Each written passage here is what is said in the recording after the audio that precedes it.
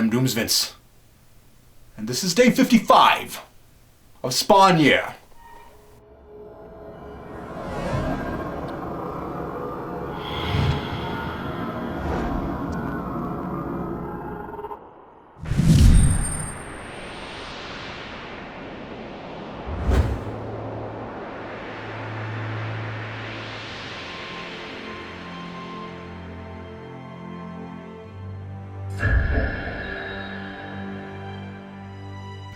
It didn't occur to me until this issue just how often I have laughed at a morbid subject during Spawn Year I never thought was especially amusing before I wound up here: bodily mutilation. But I haven't been able to stop myself from taking jabs at Spawn every chance I get, for leaving a big hole in his chest and not healing himself while using his magic to teach lowlifes a lesson and teleport places. And while I even jokingly suggested Spawn would be reduced to a disembodied head, rolling around by the time he was finally fighting in the war between heaven and hell, and the curses rendered him dangerously close to that state by the start of this issue, it's not funny anymore. Spawn has found himself in a legitimate pickle. McFarlane has dreamed up a plot for the curse that makes his return a welcome one. I thought Curse's origin was implausible, and the way he effortlessly built a massive fortune, explained in an easy line of throwaway exposition, was especially silly and hurried. But now the curse has a really intriguing plan, and I love that it's about more than just getting revenge on Spawn for crucifying him, which it easily could have been. I mean, I've imagined countless ways to exact retribution on Doomsvince for making me write about Spawn every day, alone in a cold, dark graveyard, without seeing my friends or family, and without a comfortable place to sit. Seriously, you couldn't spare a single lawn chair? I never listened to my choir teacher in high school when she lectured us on the importance of good posture, but that's never been more true than when you're sitting on the ground for 2 straight months. Anyway, I can't even imagine what I'd want to do to him if I'd been crucified. But the curse still has this diluted sense of purpose. He still believes God has turned his back on him, but that doesn't lessen his resolve against evil. If anything, it intensifies it.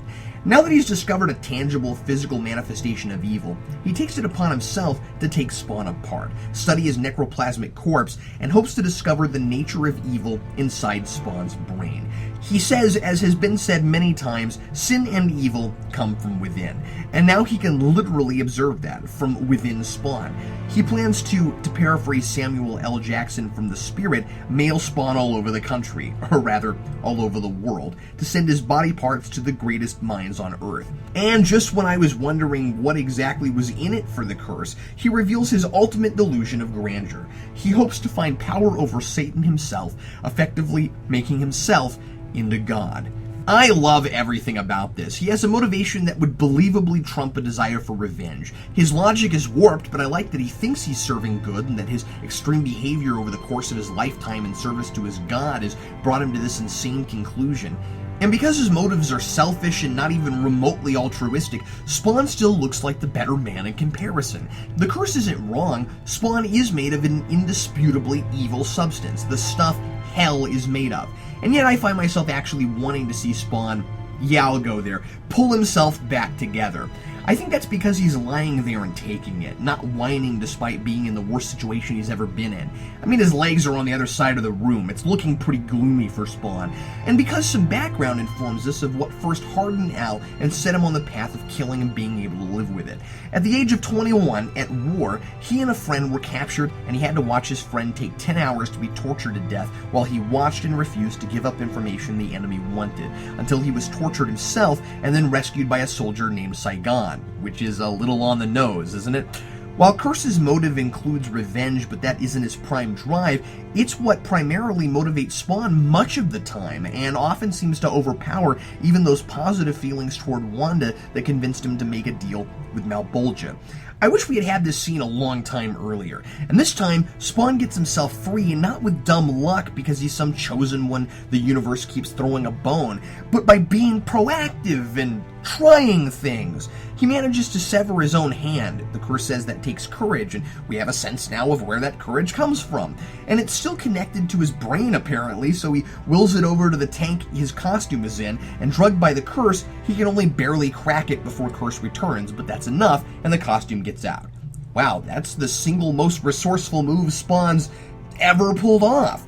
But Curse has a dead man switch. He sets off a bomb and says, never start a war unless you're willing to die for it.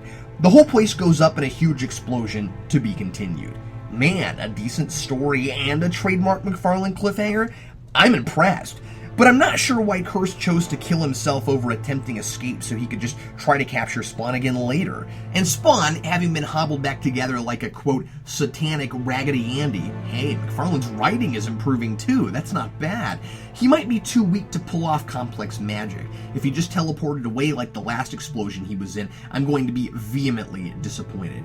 Meanwhile, Clown reminds Wynn to mess with people Spawn cares about, and Syor is being hunted by people hired by the project that created him. Still, after 3 issues featuring him, no connection to the main narrative at all. There's one odd reference I'd like to address. Another overly long introductory narration box implies that angels are humans drafted by heaven like Spawns are by hell. They're not. They live thousands of years. But I do like that parallels are drawn between Spawn's physical and psychological trials, as I hoped for last issue. And it's important that they're intricately linked, because Curse's plan is directly connected with Spawn's nature as a demon. I'm kind of enjoying this book all of a sudden again. Just pick one, awesome or awful. When I get used to one, it swings the other way, and I don't know how much longer I can take this. Signed, Captain Logan.